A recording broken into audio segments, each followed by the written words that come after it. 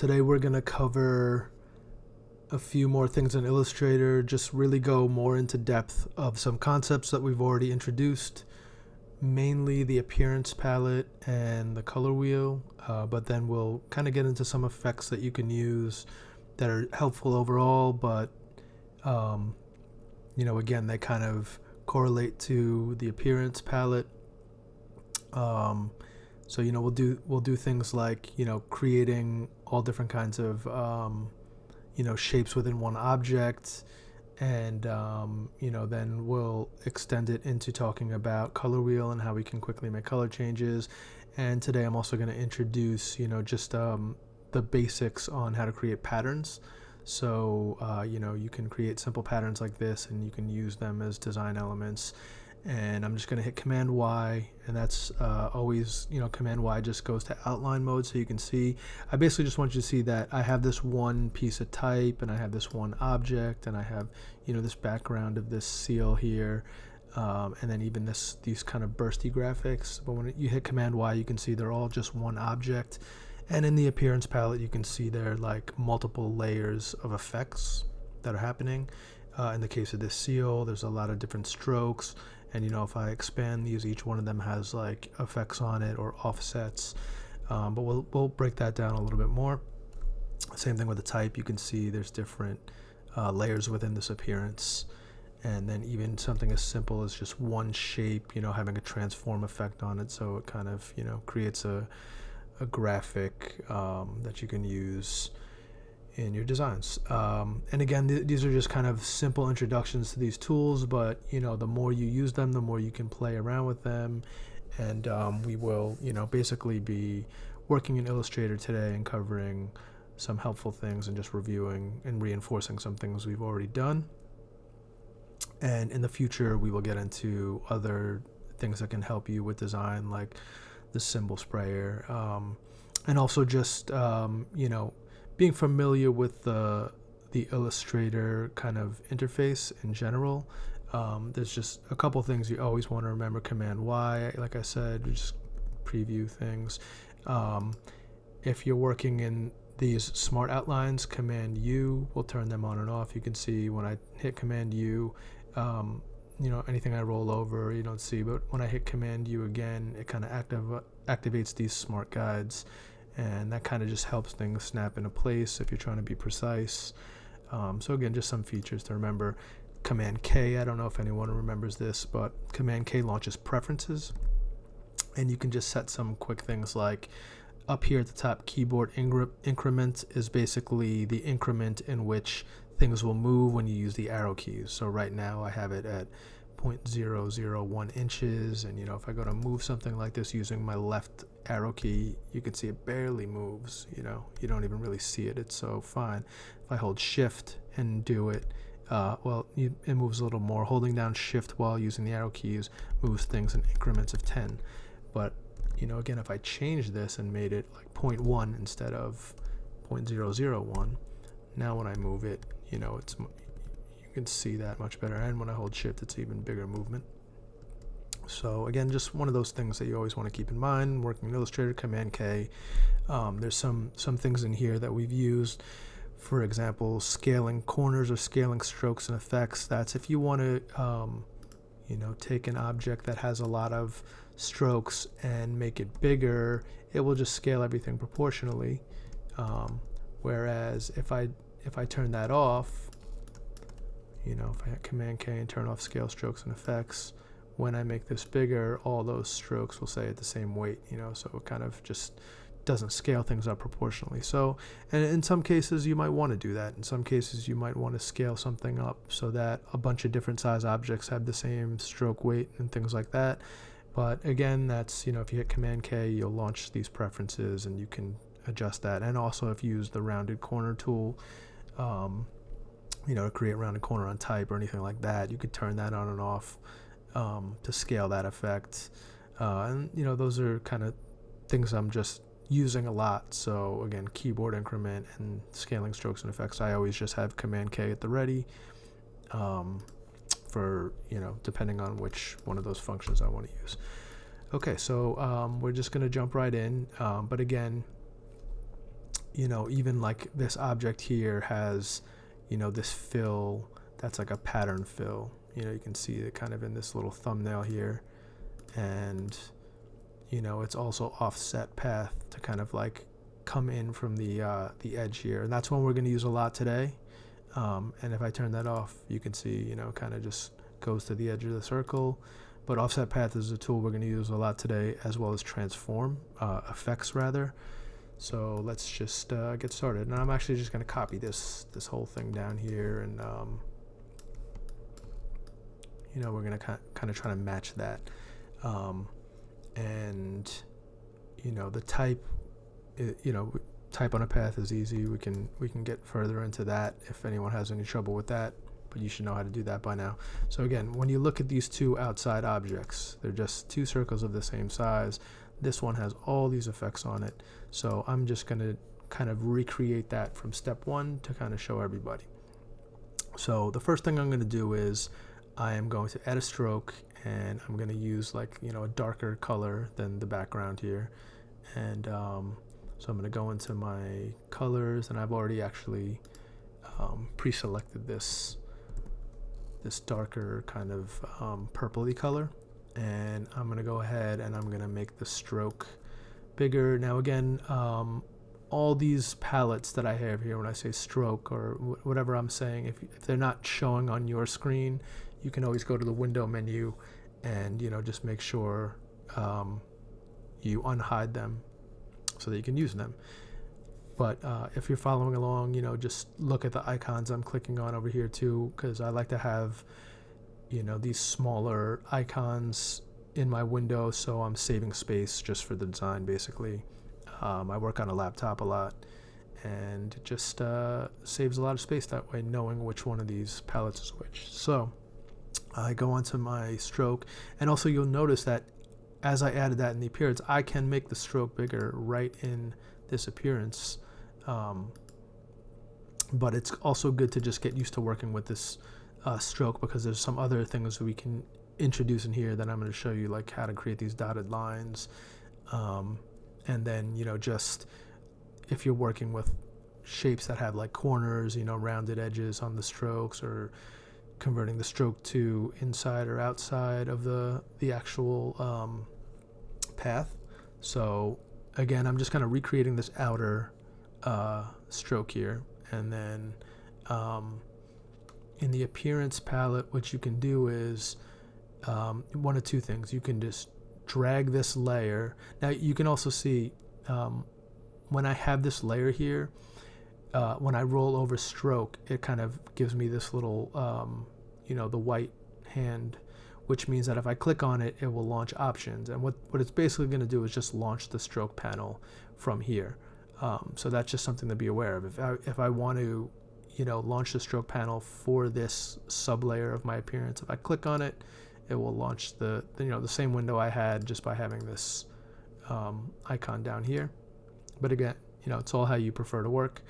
But what I want to do is I actually want to copy this stroke. I'm going to copy it. I'm basically going to base all my strokes off the main one. I'm going to copy them and then adjust them accordingly to kind of get these looks that I want. So this first stroke on the outside, I'm not going to offset it or transform it or anything. I'm just basically making it 4 points in the color that I want. But now with this layer selected, if I click this little icon down here, this is duplicate selected item, right? This little box with the corner turned in. So I can either just click that, or the same way that you copy objects in Illustrator, if you click on it and hold Option and drag it, it makes a copy of it. That works also with layers. But again, because clicking on any of these things in here are kind of like active parts of the layer, and you can drag your appearance to be bigger or smaller. But what you want to do is click on the portion of the layer that doesn't have these kind of these information areas. So I'm going to click over here. It's a small part on mine because again, I'm just trying to save space. But if I hold Option and click and drag on it, it will do the same thing that if clicking on any other object and dragging it will do. It just duplicates that. Or again, you can click on the layer and click this down here. It will also duplicate it. I'm just going to hit Command Z for now. But so what I want to do now is make a thinner line here, and I think that's about 2 points, but we can always adjust it later. And what I'm going to do now is offset this path so it's inside the other one. So for that, you're going to go to Effect, Path, Offset Path. Okay, now this is one that comes in handy a lot when you're trying to work with type or shapes and you want to like shave a little bit of size off it, or you want to make it a little bit bolder. In effect, it has a similar kind of outcome as using strokes, but it just keeps it so that you have like basically you're affecting one layer of your appearance or one object or one path. But for now we're going to do it to the stroke, and I'm going to do Effect, Path, Offset Path. And then it launches this dialog box, and I'm gonna click preview just so you can see. By default, it usually goes to a 0.1 plus value, something like that. But because I want it on the inside, I'm going to assign a negative value to it first, and then that looks a little big, a little far away from the edge compared to this one. So I'm just gonna mess around with it a little bit and kind of try to get to a value that I think is pretty close to what I'm looking for. And again, this is all just kind of playing around, kind of getting it to, you can see I'm kind of just exploring right now, kind of just experimenting. And that's kind of how you'll treat these tools. Like I know, just like from creating this the first time what it is, but again, you want to just experiment with these, and when you have the preview clicked on it, you can just keep entering values, and then you hit the tab key, you get it to wherever you want. I actually like the better one of those 0.08, but again, or you don't have to hit the tab key, you can just enter the value and then click into another value basically, and it will affect that change. But anyway, so that's pretty good for that offset path. I'm gonna hit OK. And then the next thing I'm gonna do is actually, I wanna make this background color kind of come outside of the edge of the circle, similar to how I have it here. And you know what, while I'm at it, I might as well just kind of make this color a little bit closer to, the color here. Oh, sorry, I'm on my stroke. So I'm just going to make it a little bit more of this pink color we have going on here. Maybe it has a little bit of yellow in it. That's pretty good. And then I'm going to go back to my appearance. And again, like I said, I want to increase the this path, this pink fill, so that it comes outside of these darker strokes here. So I'm going to also use the same tool, Offset Path. Just make sure you have the layer selected that you want to use. And I'm going to go to, again, Effect, Offset Path.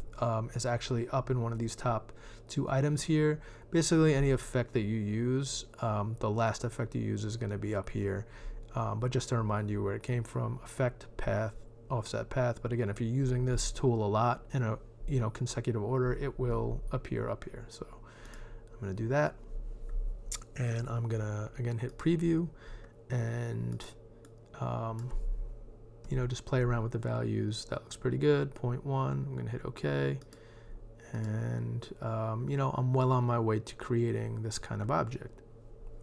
So I am going to make another path, and I am going to, again, this is already has an offset path on it. I'm going to make this one the white one. So I'll go to my color, make that white. And I'm going to make this offset path even more. Again, I'll click preview so that whatever I do, I can kind of see what's going on here. And I'm going to play around with it, and that's pretty good. I'll just keep that there for now. And so I have this white inner shape that I'm going to make this dotted line. Now, the way I'm going to do that is I'm going to launch the stroke palette by, again, you can either click here or you can just go to your stroke palette separately, and I am going to click on this dashed line here, And right now you can see it's just a dashed line, and I have a default 0 value here, which is fine. But once I click on round cap, basically it's going to make these little hash marks just round, because that's what this this does. And I actually had the value set from the last time I created for this, so that's about what I wanted. I'm putting 0% for the dash because I want it to be as close to a circle as possible. And then the gap here is 5 points. That means there's 5 points in between each one of these dots here. And again, just using this round cap with the dash line, and that makes this kind of dotted line thing here. And you know, depending on the shape that you use, you can mess around and see which one of these you know, two effects. There's preserves exact dash and gap lengths, or aligns dashes to corners and path ends, adjusting lengths to fit. So when you get into like squares or things with corners, you know, this option might be better. But again, it's always good to kind of just click on one or the other and see which one you like. So that's that. So now I'm going to duplicate this again because I want to create this kind of little wavy line there. And you know, just to keep myself honest here, I'm going to copy over this type. Now I have this just like saved as an object. So I'm going to just copy this over. And, you know, again, because I have my smart guides on, it's going to kind of snap it into a place that's pretty central to that circle. I do have it in the background because I created that before I created this circle. And a reminder to, you know, put objects in the foreground or background. If you hit Command and Shift and the right bracket, that will move your object all the way to the front of that layer. Whereas if you hit Command Shift and the left bracket, it will move it all the way to the back of that layer. And also just Command bracket right and left moves it up and down one layer. So that is that. That's easy.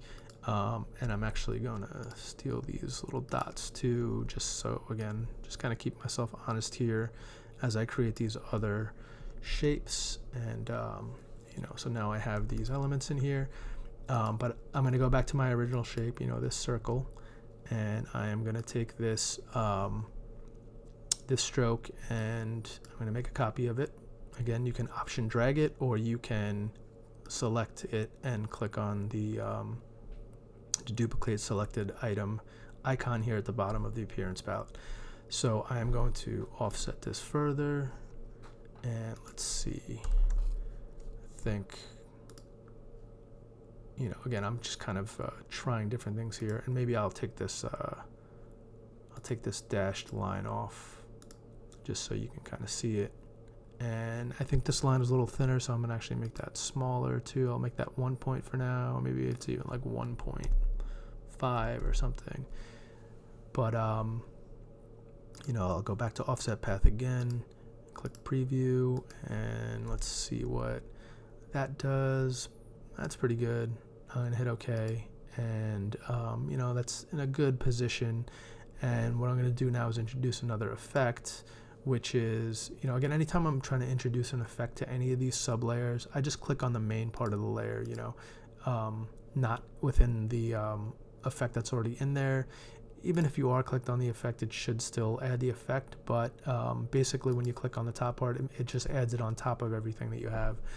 So it makes sure it doesn't interfere with one of the effects you already put on these sub layers. But I'm going to go into effect again, and I'm going to go to distort and transform and zigzag. And you know, this is a way you can make kind of like these wavy lines. So again, I'll hit preview here just so you could see. Default, it's going to be pretty big size, so I'm going to have to adjust that quickly, so it's going to get kind of crazy, but I'll show you when I click preview. Like, it goes to this really big chunky zigzag, but I can easily pull that down.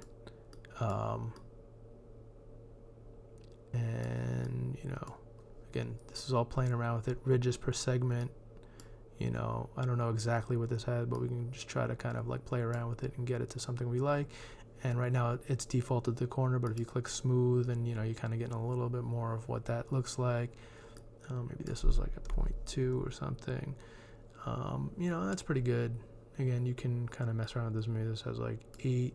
I don't know exactly what it is. But that's pretty good. That's pretty close. So I'm gonna hit OK. And actually now looking at it, maybe that is a little too heavy. I'm going to bring it back down to 1 point, and that pretty much matches almost identically. And now I'm going to take one of these darker strokes again, because that's a color I want to work with, and I'm going to option drag that, and then I will take that offset path again. I'm choosing the one that already has offset path. The only one that doesn't is that first one that I had here, this main thick one. So I know that any other one I have has an offset path, because they're all offset in closer to the center of this shape. So I'm going to click on that offset path. It will launch the dialog box again. And any of these offset paths you can always relaunch and change them if you don't like them, or you want to adjust them or tweak them. That's something you could always continue to do. This white line was like 0.5, so this, maybe I'll try 0.6 and see where that gets me. Pretty close, maybe like 0.56 or something. Again, this is all experimenting till you get it where you like it, and you can be really fussy about it.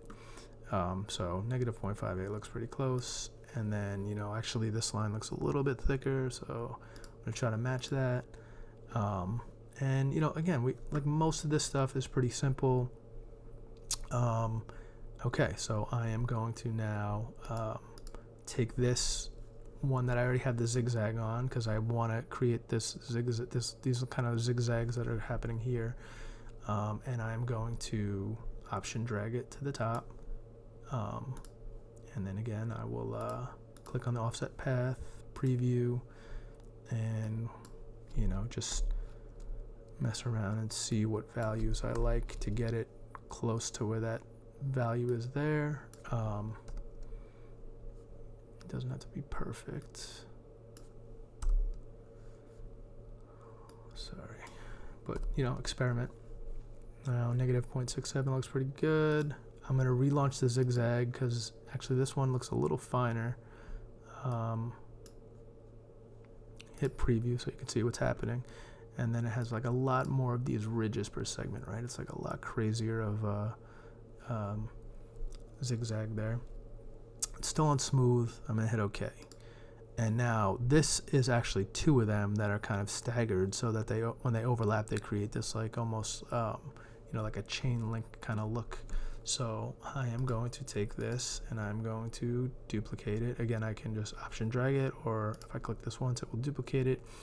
And now what I'm going to introduce is a transform effect. And mind you, it still has the offset path, it still has the zigzag already on it, but when I go to effect, distort and transform, now this is another tool that's important. So we've already used path, offset path a bunch of times. Now distort and transform. It's an interesting tool, and that is what I used for a lot of these other things. So what I'm going to do is, again, I have two of these paths. One is just sitting on top of the other. So I'm going to preview what it looks like just to change the angle, rotate it. And I'm just going to play around with it a little bit. I'm kind of just dragging it up incrementally. And, I can zoom into this too if I really want to get it to kind of look exactly how it is. So I'm going to do that again. I'm going to go back to offset path, and I'm just going to try different values. With the preview turned on, you could see 3 degrees is not a lot.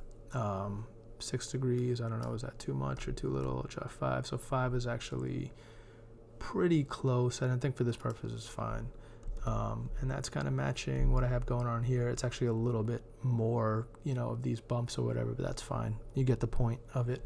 And in this one, I actually just increased or decreased the opacity of them, so they have this little overlap. You can't even really see that from this level until you zoom in, but that's fine. We can do that to both of these too. So again, I'm just selecting the layer I want to affect, and I can take the transparency down if I want to.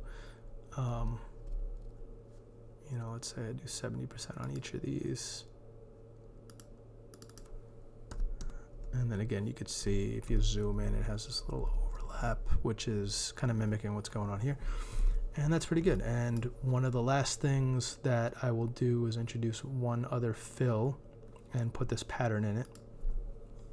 And so I'm actually going to option drag my fill layer. The only fill layer I have is this pink in the background. I'm going to option drag that to the top. And again, I'm just trying to keep these things kind of in order. Now I've already created this pattern here as a swatch, and I'm going to select it just so you can see what's happening.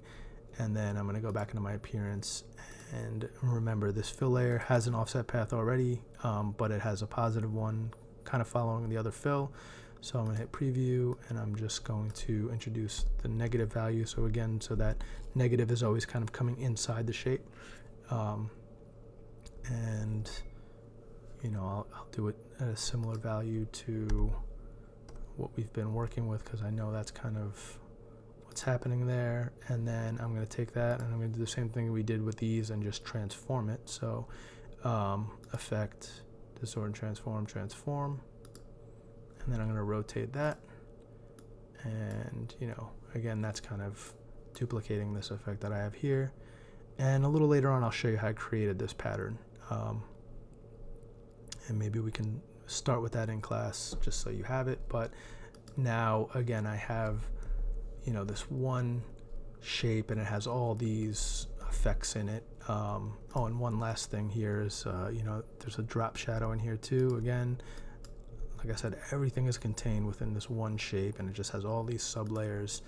And it just kind of keeps it manageable, so you can change the colors or any of these things at any time if you want to. You can change the width of them. They're all editable. You can change this to be thicker if you want. They're all things that you can go back in and change, and they're all just contained in this one object. And then the beauty of it is, if you have another object and you want to copy that, you can always basically you have your graphic styles. So if I show my graphic styles here, any object that you've created a bunch of appearance effects on, if you drag that into graphic styles, it will duplicate all that. And so if I select another object and click on that graphic style, now it introduces all those effects. And some of them are don't translate great, so I can change that. Even if I make it a rounded corner one, it probably helps a lot. But some of these inner shapes, I'll have to mess around with those effects I mentioned earlier, to kind of like clean up how it affects the corners. But generally, again, it's you can create layers of effects in an object, and it's really easy to just drag into graphic styles. So I am going to move on to the next thing, which is just recreating this type. And before I do that, I'm going to show one more, just using that transform menu again, how I did these kind of things, which are just super easy. Just again, reviewing that transform tool that we just used. So for this, I just created an elliptical shape. So L is the ellipse tool, M is the rectangular shape tool, but so L and M are kind of good ones to remember when creating shapes. Those are shapes you use a lot. And I just created this like sliver kind of shape here, and then I just hit Option and clicked on the corners to kind of make it like a real point here. And all I did was I have this one object, and again, I'm just going to go open my appearance palette so you can see I have this one object. Doesn't matter the color, but when I go to Effect, Distort, Transform, if I click Preview and rotate it, let's say 5 degrees, you can see it rotates at 5 degrees, but there's this option down here, Copies. Now, any amount of copies I type in here, it's going to rotate at 5 degrees and copy it. So let's say I did 15. You can see it copies it 15 times at 5 degrees. So to get a full 180, it would be something like 34 or 35, I think. 34, yeah, 35, and that gives you a full 180. So again, I hit OK, and when I hit Command Y, you can see it's just this one shape. And then just kind of get a little further into it, I also did it with a stroke. So, and then did a scale effect also, just to create that thing. Now again, I'm just showing you the basic tools. You should play around with this a lot, experiment. There's, you know, tons of things you can do with it, and shapes you can use it with, or type, even create patterns, whatever it is. But when I, you know, create this stroke, again, I just used the pen tool, and P is the quick key for that. And then I clicked, you know, a point, clicked a point, held shift and clicked another point, and that just gave me a line. It's filled with a stroke right now. If it's not, you can always just fill it with a stroke. Make sure there's no actual fill on here.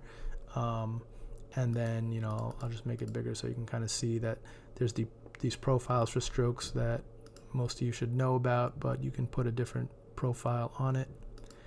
And you know, you can see this is a popular one, this kind of thick thin. If you're doing illustration stuff, this is helpful. And if you're unfamiliar with the width tool, Shift and W, it's this little tool here. It looks I don't know, kind of like a jester hat or something. But when you're using that tool, you can actually add points to your width and make it bigger or smaller. You know, I'm just going to kind of mess around here just so you can see. And again, when I hit Command Y, it's just a stroke. So you're just creating, but this is great for when you're trying to do like hand-drawn calligraphy or that kind of thing, and you want to just mess around with the thickness or thick thins of your stroke profile. But I'm going to go back and just use this kind of preloaded one for now, just to show you. Again, I'm going to go to Effect, Distort, Transform, Transform. And this time I'm going to mess around with the scale up here. I'm going to put 90 and 90. And I am going to rotate it, let's say 10 degrees this time. And I'll click preview so you can see. But then if I make copies, it's rotating at 10 degrees while copying it. Again, however many copies I put here, it's going to put a bunch of copies like that. But also it's making it 90 degrees smaller each time. So if I do, you know, 9, you can see it's taking that, it's rotating it at a 10-degree angle and making it 90 degrees smaller each time. And then, you know, if I do the full rotation, I have 19 copies, and then, you know, kind of just creates this interesting like burst effect. So again, this is just me playing around with the tool. I encourage you all to, you know, play around with it. And this is just one shape. You know, I could take this shape and rotate this, and then have even more kind of like interesting effects happening here. So, you know, again, just play around with it. There's kind of no limits to like what you can do with it. But that's that, and I am going to stop here in this portion and start a new tutorial that kind of just goes more into depth on how to use like some of these same effects for type, and then I'll get into reviewing the color wheel and creating patterns as well. So thank you very much, and that concludes part 1 of the tutorial.